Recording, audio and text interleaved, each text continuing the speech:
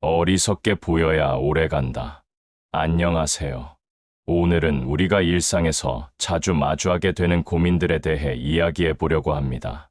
왜 똑똑한 사람들이 때로는 더 힘들어하는지, 왜 너무 착한 사람이 손해를 보는 것 같은지, 그런 의문들 말이에요. 회사에서 일하다 보면 이런 경험들 있으시죠? 모든 걸 다 알고 있다고 표현하는 동료가 있어요. 회의 때마다 날카로운 지적을 하고 상사의 실수까지 콕콕 짚어내죠. 처음엔 대단하다 싶었는데 시간이 지날수록 사람들이 그 사람을 피하기 시작해요. 왜일까요? 부처님께서 금강경에서 말씀하셨어요. 모든 법이 꿈과 같고 그림자와 같고 거품과 같다고 하셨죠. 우리가 아는 것들, 자랑하고 싶은 지식들도 결국은 물거품처럼 덧없는 것들이에요. 그런데 우리는 그 물거품을 너무 소중히 여기느라 정작 중요한 걸 놓치고 있어요. 저 역시 젊었을 때 그랬거든요. 책을 많이 읽었다고, 뭔가 좀 안다고 생각했어요. 친구들과 대화할 때 항상 정답을 말하려고 했죠. 그건 틀렸어. 사실은 이래라고 말하는 게 도움이 된다고 생각했거든요. 그런데 어느 날 깨달았어요. 친구들이 제게 고민을 털어놓지 않더라고요. 우리 동네에 할아버지 한 분이 계세요. 동네 아이들이 뭔가 잘못해도 절대 크게 혼내지 않으세요. 아이고, 그랬구나. 다음엔 조심하렴이라고 말씀하시죠. 처음엔 너무 무심한 것 아닌가 싶었는데, 신기하게도 아이들이 그 할아버지를 가장 좋아해요. 뭔가 잘못했을 때도 할아버지께 가서 털어놓고 말이에요. 천수경에서 대비심을 일으켜라고 하는 것도 바로 이런 의미인 것 같아요. 내가 옳다고 해서 상대를 틀렸다고 지적하는 것보다 그 사람의 마음을 헤아리는 것이 진짜 지혜거든요. 물이 참 신기해요. 어떤 모양의 그릇에 부어도 그 형태에 맞춰져요. 네모난 그릇에 부으면 네모가 되고 동그란 그릇에 부으면 동글게 돼요. 그런데 물 자체가 바뀌는 건 아니잖아요. 여전히 물이죠. 직장 생활도 마찬가지예요. 상사가 까다로우면 그 사람의 성격에 맞춰 일하고, 동료가 예민하면 그 사람을 배려해서 말하고요. 그렇다고 해서 내가 바뀌는 건 아니에요. 그냥 상황에 맞게 적응하는 거죠. 어떤 분들은 이걸 비굴하다고 생각해요. 왜 내가 맞춰줘야 해? 라고 말씀하시죠. 맞는 말이에요. 하지만 물을 생각해 보세요. 물이 바위에 부딪힐 때 정면으로 맞선다면 어떻게 될까요? 물이 깨지겠죠. 대신 물은 바위를 돌아가요. 하지만 수천 년이 지나면 바위를 깎아내는 건 물이거든요. 부처님께서 인욕바라밀이라고 하셨어요. 참는 것도 하나의 완성이라는 뜻이에요. 참는다는 건 굴복하는 게 아니라 때를 기다리는 거예요. 요즘 TV 보면 똑똑한 사람들이 서로 논쟁하는 프로그램이 많아요. 누가 더 논리적인지, 누가 더 많이 아는지 겨루죠. 보는 재미는 있지만 마음이 편해지지는 않아요. 오히려 더 답답해져요. 반면에 동네 할머니들이 평상에 앉아서 하시는 이야기는 어떤가요? 특별할 것 없는 일상 얘기들이지만 듣고 있으면 마음이 따뜻해져요. 우리 집 고양이가 어제 이상하게 행동하더라. 시장에서 배추값이 올랐다더라. 이런 소소한 이야기들 말이에요. 금강경에서 법에 집착하지 말라고 하셨는데 지식에 대한 집착도 마찬가지인 것 같아요. 아는 것을 자랑하고 싶고 틀린 사람을 바로잡아주고 싶은 마음. 이해는 가지만 그게 늘 좋은 결과를 가져오지는 않아요. 제가 아는 분 중에 정말 박학다식한 분이 계세요. 어떤 주제를 꺼내도 술술 설명해 주세요. 처음엔 존경했는데 시간이 지나니까 부담스럽더라고요. 뭘 물어봐도 너무 자세히, 너무 정확하게 설명해 주시거든요. 그런데 정작 그분한테 개인적인 고민을 털어놓고 싶지는 않았어요. 반대로 제 친구 중에는 잘 모르겠는데? 라는 말을 자주 하는 분이 있어요. 뭘 물어봐도, 그러게 말이야. 나도 잘 모르겠어 라고 하시죠. 처음엔 답답했는데 나중에 보니 그 친구가 가장 믿을 만했어요. 제 말을 끝까지 들어주거든요. 부처님께서도 나는 아무것도 가르친 바가 없다라고 하셨어요. 이 얼마나 겸손한 말씀인가요? 그 많은 지혜를 전해주시고도 가르친 게 없다고 하시다니요. 사람들 사이에서 일어나는 일들을 보면 재미있어요. 회사에서 승진한 사람을 보면 꼭 가장 똑똑한 사람은 아니에요. 오히려 사람들과 잘 지내는 사람, 누군가 실수해도 괜찮다, 다음에 잘하면 돼라고 말해주는 사람이 높은 자리에 가더라고요. 물론 실력이 없어서는 안 되죠. 하지만 실력만으로도 부족해요. 겸손함이 있어야 해요. 내가 틀릴 수도 있다는 마음, 상대방의 입장에서 생각해 보려는 마음이 필요하거든요. 저희 집 근처에 작은 식당이 하나 있어요. 사장님이 요리를 특별히 잘하는 것도 아니고 인테리어가 예쁜 것도 아니에요. 그런데 항상 손님이 많아요. 왜일까 궁금해서 자주 가보니까 사장님이 손님 하나하나를 다 기억하세요. 어머, 오늘은 일찍 오셨네요. 지난번에 매운 거 못 드신다고 하셨죠? 이렇게 말씀하시거든요. 천수경에서 중생을 제도하겠다고 하는 것도 거창한 가르침을 주는 게 아니라 이런 작은 배려에서 시작하는 것 같아요. 상대방을 기억해주고 관심을 가져주는 것 말이에요. 반면에 실력 있는 요리사가 운영하는 식당 중에 문을 닫는 곳도 많잖아요. 음식은 정말 맛있는데 사장님이 손님에게 무뚝뚝하거나 자기 방식만 고집하는 경우가 있어요. 이 음식은 원래 이런 맛이야. 싫으면 다른 데 가라는 식으로 말이에요. 지식도 마찬가지인 것 같아요. 아무리 많이 알아도 그걸 상대방이 받아들일 수 있는 방식으로 전달하지 못하면 소용없어요. 오히려 나는 이것도 모르고 저것도 궁금해라고 하는 사람이 더 매력적이죠. 부처님께서 비움에 대해 자주 말씀하셨는데 이게 바로 그런 의미인 것 같아요. 내가 가진 지식, 내가 옳다는 확신, 이런 것들을 비우고 나서야 진짜 소통이 가능해져요. 어린 아이들을 보면 배울 점이 많아요. 뭔가 모르는 게 있으면 이게 뭐야? 라고 당당하게 물어봐요. 부끄러워하지도 않고 모른다고 해서 기죽지도 않아요. 오히려 호기심 가득한 눈으로 세상을 바라보죠. 우리는 언제부터 모르는 걸 부끄러워하게 됐을까요? 언제부터, 그거 나도 몰라라고 말하는 게 창피한 일이 됐을까요? 금강경에서 모든 상이 상이 아니다라고 하셨어요. 우리가 보는 것들, 우리가 아는 것들이 절대적인 진리가 아니라는 뜻이죠. 그러니까 내가 옳다고 생각하는 것도 상대방이 틀렸다고 생각하는 것도 다시 한번 생각해 볼 필요가 있어요. 직장에서 후배가 실수했을 때를 생각해 보세요. 야, 이것도 모르냐? 라고 말할 수도 있고, 이런 실수는 나도 자주 했어. 이렇게 해보는 건 어때? 라고 말할 수도 있어요. 같은 상황이지만 전혀 다른 결과를 가져오죠. 전자는 후배를 위축시키지만 후자는 후배가 편안하게 다시 도전할 수 있도록 도와줘요. 어떤 게 진짜 도움이 될까요? 물이 낮은 곳으로 흐르는 것처럼 겸손한 마음도 사람들을 자연스럽게 끌어당겨요. 높은 곳에서 내려다보는 것보다 같은 눈높이에서 바라보는 게 더 편하거든요. 요즘 SNS를 보면 모든 사람이 전문가인 것 같아요.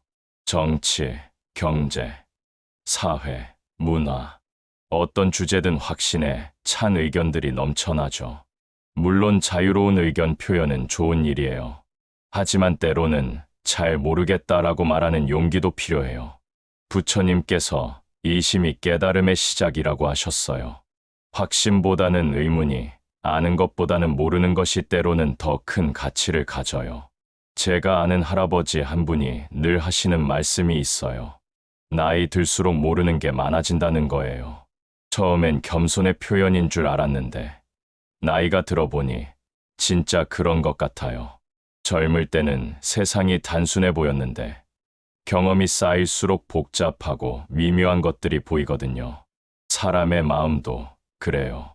이 사람은 이런 사람이다라고 단정 지었는데 시간이 지나 보면 전혀 다른 면을 발견하게 돼요.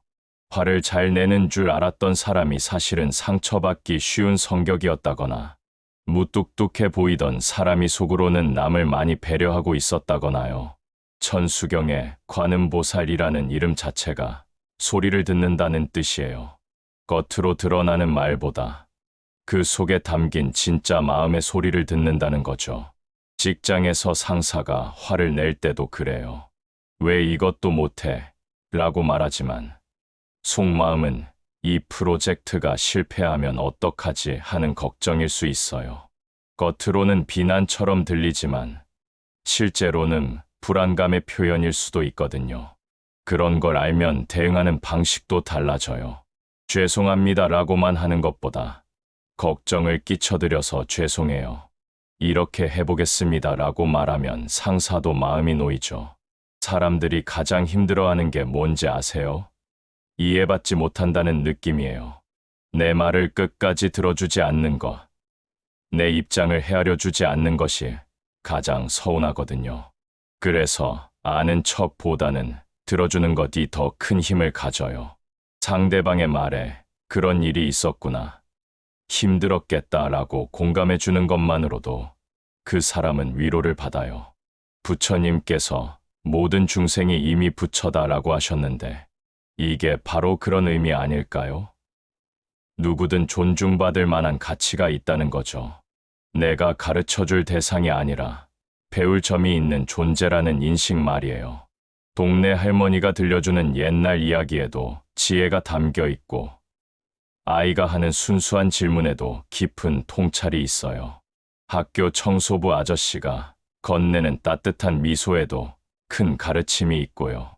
우리는 너무 전문가들의 말만 들으려고 해요. 박사 학위가 있는 사람, 유명한 사람, 성공한 사람의 말만 가치 있다고 생각하죠. 물론 그런 분들의 지식과 경험도 소중해요. 하지만 그게 전부는 아니거든요. 금강경에서 평등한 마음을 강조하는 것도 이런 이유인 것 같아요. 높고 낮음 없이, 귀하고 처남 없이 모든 존재를 같은 눈높이에서 바라보는 거죠. 회사에서도 그래요. 사장님의 말만 정답이고 말단 직원의 의견은 하찮다고 생각하는 조직은 결국 망해요. 반대로 청소하시는 분의 의견도 귀담아 듣는 회사는 발전하거든요. 현장을 가장 잘 아는 사람들이기 때문이에요. 어리석어 보이는 것이 때로는 지혜라고 했는데 이게 바로 그런 의미예요. 내가 다 안다는 태도보다는 모르는 게 많다는 겸손한 마음이 더 많은 걸 배우게 해줘요. 물이 바위를 깎는 것처럼 부드러움이 때로는 강함을 이겨내요. 큰 소리치고 화내는 것보다 조용히 자기 일을 묵묵히 하는 사람이 결국 인정받아요. 부처님께서도 인욕의 중요성을 자주 말씀하셨어요. 참는다는 건 굴복하는 게 아니라 상황을 지혜롭게 판단하는 거예요. 지금 맞서야 할 때인지 아니면 기다려야 할 때인지를 아는 거죠. 성격 급한 사람들은 이걸 답답해해요. 왜 그렇게 소극적이야? 라고 말하죠. 하지만 물이 바위를 돌아가는 건 소극적인 게 아니라 현명한 선택이에요. 정면 충돌하면 둘 다 다치거든요. 인생에서도 마찬가지예요. 모든 상황에서 자기 주장을 관철시키려고 하면 피곤해져요. 때로는 한 발 물러서는 것이 상대방의 체면을 세워주는 것이 더 좋은 결과를 가져와요. 제가 아는 분 중에 정말 지혜로운 분이 계세요. 회사에서 회의할 때 절대 자기 의견을 먼저 말하지 않으세요. 다른 사람들의 이야기를 다 듣고 나서 그런 의견들이 모두 일리가 있네요. 그런데 이런 점도 고려해 볼까요? 라고 조심스럽게 말씀하시죠. 처음엔 우유부단해 보였는데 나중에 보니 그분의 의견이 늘 채택돼요. 사람들이 자연스럽게 따르게 되더라고요. 왜일까 생각해 보니 다른 사람들의 의견을 충분히 존중하고 나서 자신의 생각을 표현하기 때문이었어요. 천수경에서 자비심을 강조하는 것도 같은 맥락이에요. 상대방을 이기려고 하는 것이 아니라 함께 좋은 해답을 찾으려고 하는 마음 말이에요. 요즘 사람들은 너무 빨리 판단해요. SNS나 뉴스에서 어떤 사건을 보면 댓글로 바로 선악을 가려버리죠. 하지만 진실은 그렇게 단순하지 않은 경우가 많아요. 부처님께서 성급하게 판단하지 말라고 하신 이유가 있어요. 우리가 보는 건 진실의 일부일 뿐이거든요. 마치 코끼리 다리만 만지고 코끼리는 기둥 같다고 말하는 것과 같아요. 그래서 모르겠다고 말하는 용기가 필요해요. 확실하지 않은 것에 대해서는 성급하게 결론 내리지 않는 거죠. 이게 어리석어 보일 수 있지만 실제로는 매우 지혜로운 태도예요. 물은 참 신기해요. 뜨거운 곳에서는 수증기가 되고 차가운 곳에서는 얼음이 돼요. 그런데 본질은 변하지 않죠. 상황에 따라 모습을 바꾸지만 여전히 물이에요. 사람도 그래야 하는 것 같아요. 상황에 따라 유연하게 대처하지만 본질적인 가치는 지키는 거죠. 정직함, 친절함, 성실함 같은 기본적인 덕목은 어떤 상황에서도 변하면 안 돼요. 하지만 표현 방식은 바뀔 수 있어요. 상사한테 말하는 방식과 후배한테 말하는 방식이 다르고 가족한테 하는 말과 친구한테 하는 말이 다르죠. 그렇다고 해서 거짓말을 하는 건 아니에요. 상대방이 받아들이기 쉬운 방식으로 진심을 전하는 거예요. 부처님께서 방편이라고 하신 것도 바로 이런 의미예요. 같은 진리라도 상대방의 수준과 상황에 맞게 다르게 설명하는 거죠. 어린아이한테 철학을 설명할 때와 대학생한테 설명할 때가 다른 것처럼 같은 내용이라도 전달 방식은 상대에 따라 달라져야 해요. 저희 동네에 유명한 국수집이 있어요. 할머니 혼자서 운영하시는데 국수 맛이 일품이에요. 그런데 할머니는 절대 자기 국수가 맛있다고 자랑하지 않으세요. 손님이 맛있다고 하면 고맙다고만 하시죠. 반면에 새로 생긴 식당 사장님은 자기 음식 자랑을 많이 해요. 우리 집 비법 소스, 30년 경력의 요리사, 이런 식으로 광고도 화려하게 하고요. 하지만 맛은 평범해요. 진짜 실력 있는 사람은 굳이 자랑하지 않아도 사람들이 알아봐요. 오히려 조용히 자기 일에 집중할 때 더 빛나죠. 금강경에서 아상, 인상, 중생상, 수자상이 없다고 하셨는데 이것도 그런 의미인 것 같아요. 내가 대단하다는 생각, 저 사람은 못났다는 생각, 이런 분별심을 버리라는 거죠. 우리는 너무 비교하면서 살아요. 누가 더 똑똑한지, 누가 더 성공했는지, 누가 더 잘났는지. 하지만 이런 비교가 행복을 가져다 주지는 않아요. 오히려 불안하게 만들죠. 물을 보세요. 큰 바다도 작은 시냇물도 모두 똑같은 물이에요. 바다가 시냇물을 무시하지 않고 시냇물이 바다를 부러워하지도 않아요. 각각 자기 역할을 하고 있을 뿐이죠. 사람도 마찬가지예요. 대통령도 청소부도 모두 소중한 역할이 있어요. 높고 낮음이 있을 뿐이지 가치의 차이는 없거든요. 천수경에서 일체 중생을 구하겠다고 하는 것도 모든 사람이 다 소중하다는 의미예요. 똑똑한 사람만 구하겠다는 게 아니라 어리석어 보이는 사람도 실수하는 사람도 모두 소중하다는 거죠. 실제로 우리 주변을 보면 소위 모범생들이 꼭 행복하게 사는 건 아니에요. 너무 완벽하려고 스트레스 받고 작은 실수에도 크게 자책하고요. 반면에 적당히 어수룩해 보이는 사람들이 더 여유롭게 살기도 해요. 부처님께서 중도를 말씀하신 것도 이런 이유인 것 같아요. 너무 완벽하려고 하지도 말고 너무 포기하지도 말고 적당한 선에서 균형을 잡으라는 거죠. 마지막으로 오늘 이야기한 내용들을 일상에서 어떻게 실천할 수 있을까요? 첫째, 모르는 걸 당당하게 인정하세요.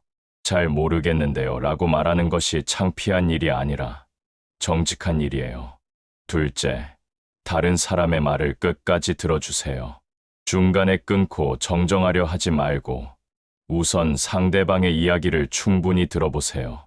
셋째, 상황에 맞게 유연하게 대처하되 기본적인 원칙은 지키세요. 물처럼 형태는 바꾸되 본질은 유지하는 거예요.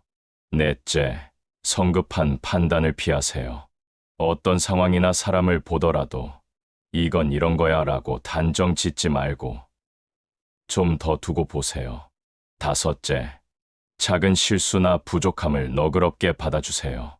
완벽하지 않은 게 당연하다는 마음으로 자신과 타인을 대하세요. 사실 이런 이야기들은 새로운 게 아니에요. 우리 할머니, 할아버지들이 늘 하시던 말씀들이죠. 모난 돌이 정 맞는다. 윗물이 맑아야 아랫물이 맑다. 급한 밥이 체한다. 이런 속담들 속에 이미 다 들어있는 지혜예요. 부처님의 가르침도 결국은 이런 일상의 지혜를 더 깊이 있게 설명해 주신 거예요. 금강경이나 천수경 같은 경전들이 어렵게 느껴질 수 있지만 핵심은 우리가 이미 알고 있는 착한 마음, 겸손한 마음, 배려하는 마음이에요. 다만 우리가 바쁜 일상 속에서 그런 기본들을 잊고 살 때가 많다는 거죠. 성과를 내야 한다는 압박, 남보다 앞서야 한다는 경쟁심, 인정받고 싶다는 욕구, 이런 것들이 우리의 본래 마음을 가리고 있어요. 그래서 때때로 이렇게 멈춰서 생각해 볼 필요가 있어요. 내가 지금 어떤 마음으로 살고 있는지, 다른 사람들과 어떻게 관계를 맺고 있는지 말이에요. 어리석어 보여야 오래 간다는 말이 허풍은 아닌 것 같아요. 역사를 보면 너무 똑똑해서 일찍 사라진 사람들이 많아요. 반면에 우직하게 꾸준히 자기 길을 간 사람들이 오래 기억되죠.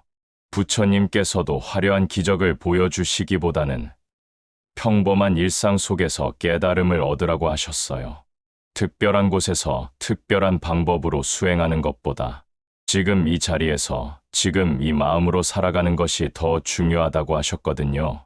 그러니까 오늘 집에 가서도 내일 회사에 가서도 가족들과 대화할 때도 동료들과 일할 때도 이런 마음을 잊지 말았으면 좋겠어요. 나는 모르는 게 많다는 겸손함, 상대방도 나름의 이유가 있을 것이다는 이해심, 완벽하지 않아도 괜찮다는 너그러움, 이런 마음들이 우리의 일상을 더 평화롭게 만들어줄 거예요. 물이 바위를 깎아내듯 이런 부드러운 마음들이 쌓이고 쌓여서 결국 큰 변화를 만들어낼 거라고 믿어요. 성급하게 결과를 보려고 하지 말고 천천히, 꾸준히 자기만의 속도로 걸어가면 돼요. 부처님께서 천리길도 한 걸음부터라고 하신 것처럼 작은 실천부터 시작해 보세요. 오늘 하루만이라도 다른 사람의 말을 끝까지 들어보고 모르는 것은 솔직하게 모른다고 하고 누군가의 작은 실수는 너그럽게 넘어가 보세요. 그런 하루하루가 모여서 우리를 더 지혜로운 사람으로, 더 평화로운 사람으로 만들어줄 거예요. 어리석어 보이는 것을 두려워하지 말고 진짜 지혜로운 삶이 무엇인지 천천히 찾아가시길 바라요. 오늘도 들어주셔서 고맙습니다. 모든 분들의 하루하루가 물처럼 자연스럽고 물처럼 포용력 있고 물처럼 꾸준하기를 기원합니다. 감사합니다.